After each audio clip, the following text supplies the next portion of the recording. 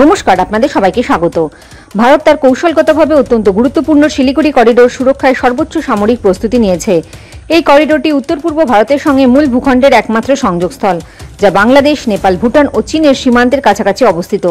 সম্প্রতি এখানে রাফেল যুদ্ধবিমান ও রাশিয়ান S-400 বিমান প্রতিরক্ষা ব্যবস্থা মোতায়েন করে ভারত চীন ও বাংলাদেশের দিকে সতর্ক দৃষ্টি রাখছে। মাত্র 20-22 কিলোমিটার প্রশস্ত এই করিডোরটি ভারতের জন্য অত্যন্ত সংবেদনশীল। যদি শত্রুপক্ষ এটিকে অবরোধ করে, তবে উত্তর পূর্বের 7টি রাজ্য মূল ভারত থেকে বিচ্ছিন্ন হয়ে যেতে পারে। ইতিমধ্যে চীন ভারত সীমান্তে সাম্প্রতিক চীনা সামরিক মহড়া করে এবং বাংলাদেশ রাজনৈতিক পরিবর্তনের প্রেক্ষাপটে ভারত সতর্কতা বাড়িয়েছে। সূত্রে জানা গেছে, বাংলাদেশ একটি অন্তর্বর্তী সরকারের অধীনে থাকাকালীন চীন ও পাকিস্তানের দিকে ঝুঁকছে।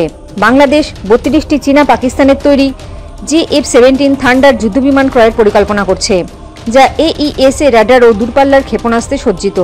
এগুলি বাংলাদেশের উত্তরাঞ্চলে মোতায়েন করা হলে ভারতীয় বিমান ঘাঁটি ও গুরুত্বপূর্ণ স্থাপনার জন্য হুমকি হতে পারে। এছাড়াও সম্প্রতি পাকিস্তান ISI-এর একটি উচ্চ পর্যায়ের প্রতিনিধি দল বাংলাদেশ সফর করেছে, যা ভারতের জন্য নতুন উদ্বেগের কারণ হয়ে দাঁড়িয়েছে। গোয়েন্দা তথ্য বিনিময় ও সন্ত্রাস বিরোধী সহযোগিতা নিয়ে আলোচনা হয়েছে বলেই খবর রয়েছে। এই পরিস্থিতিতে ভারত হাসিমারা বিমান ঘাঁটিতে রাফেল স্কোয়াড্রন এবং S-400 মিসাইল সিস্টেম স্থাপন করেছে, যা 400 কিলোমিটার পর্যন্ত যে কোনো আকাশসীমা হুমকি শনাক্ত ও ধ্বংস করতে সক্ষম। এছাড়াও শিলিগুড়ি করিডোরে সেনা চলাচলের জন্য সড়ক, রেল, টানেলের ব্যবস্থা জোরদার করা হচ্ছে। বিদেশ মন্ত্রকের মুখপাত্র রণবীর জয়সওয়াল বলেছেন, আমরা এই অঞ্চলের সকল উন্নয়ন নিবিড়ভাবে পর্যবেক্ষণ করছি এবং প্রয়োজনে কঠোর পদক্ষেপ নেব। এটি সুস্পষ্ট ইঙ্গিত যে বাংলাদেশ সাম্প্রতিক রাজনৈতিক ও সামরিক পদক্ষেপগুলি ভারতের জাতীয় নিরাপত্তার জন্য হুমকি হিসাবে দেখছে। সামরিক বিশেষজ্ঞরা বলেছেন, শিলিগুড়ি করিডোর সুরক্ষা ভারতের জন্য অগ্রাধিকার। চীন বা বাংলাদেশ কোনো অস্থিরতাই এখানে সহ্য করা হবে না। S-400 ও রাফেলের মোতায়েন একটি স্পষ্ট বার্তা যে ভারত যে কোনো আগ্রাসনের জবাব দিতে প্রস্তুত। ভারত ইতিমধ্যে তার সীমান্তের 10 কিলোমিটারের মধ্যে ড্রোন উড়ানোর উপর নিষেধাজ্ঞা জারি করেছে এবং পূর্ব সীমান্তে নজরদারি বাড়িয়েছে।